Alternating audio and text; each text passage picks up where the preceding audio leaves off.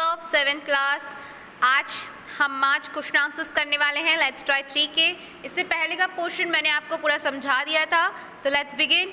Read the case study given on Vinod and answer what can be done to improve the sanitization condition in Vinod's area of residence. मैंने विनोद की story बताया था कि एक driver है, वो पुअर और रिच सिटीज़ में डिफरेंस देखता है, और इसके बारे में आपको बताना है कि आप अब विनोद की केस स्टडी से आपको क्या लगता है कि क्या कर सकते हैं जिससे विनोद का एरिया उसकी कंडीशन में सुधार आ सके।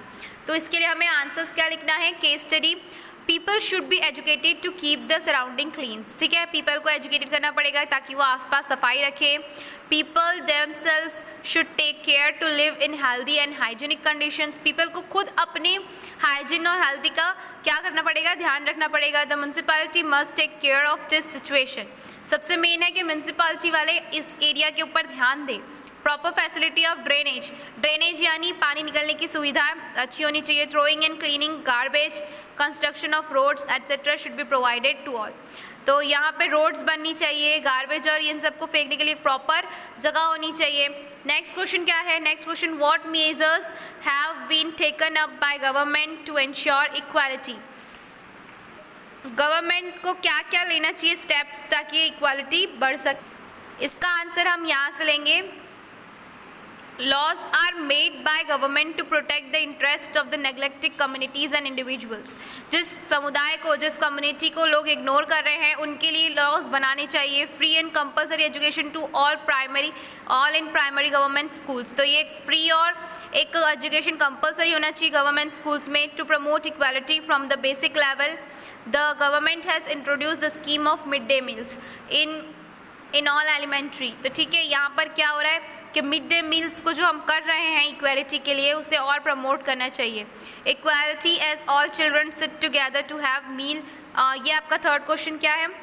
थर्ड क्वेश्चन है, how do the mid day meals in school promote equality. तो ठीक है, ये कैसे इक्वालिटी को प्रमोट करेगा।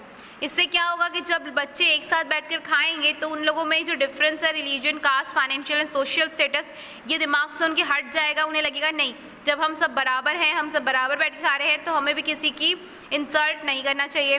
कुक्स can beyond to any caste और religion that has reduced untouchability.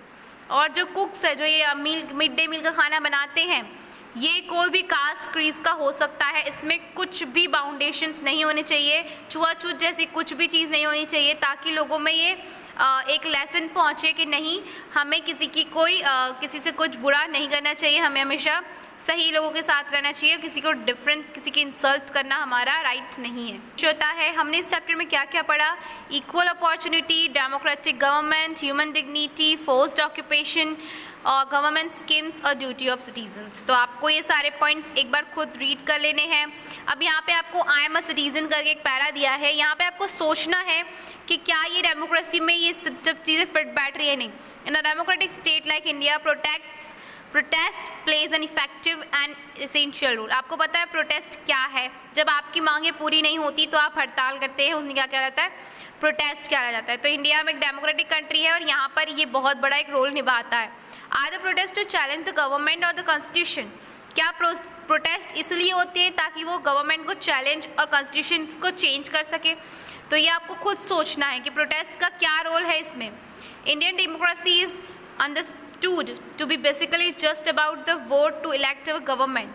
क्या इंडियन डेमोक्रेसी का सिर्फ इतना ही है कि वो सिर्फ और सिर्फ गवर्नमेंट को इलेक्ट किया जाए, उसके अलावा कुछ नहीं।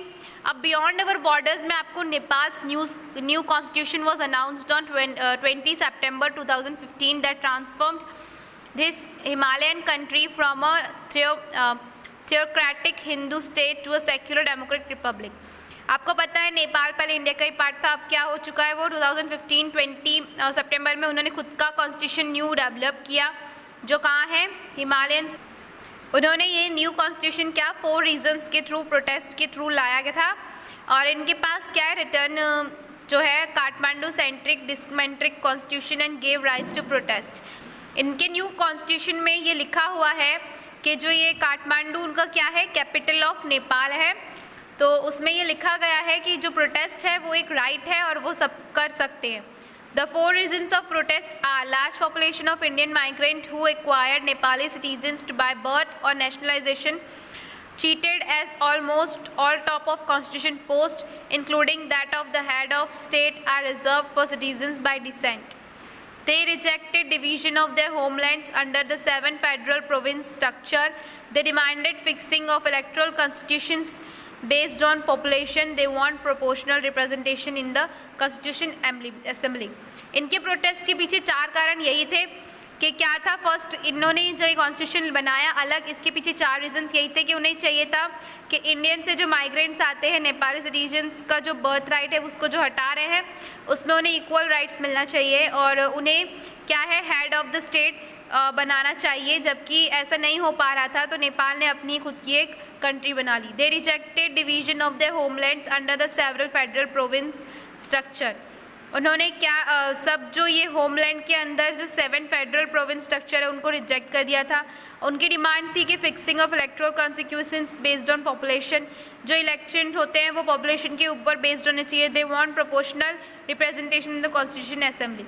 तो ये कॉन्स्टिट्यूशन लाने के पीछे नेपाल के ये 4 रीजंस थे। ओके स्टूडेंट, आई होप आपको ये पूरा समझ में आ गया है। आज ये चैप्टर यहीं फिनिश होता है, मिलते हैं नेक्स्ट चैप्टर के साथ न्यू बातें लेकर, ठीक है। ओके स्टूडेंट्स, आपको क्या करना है, लेट्स ट्राई थी को होमवर्क है आपका, कॉपी में लिखना है। Okay, bye.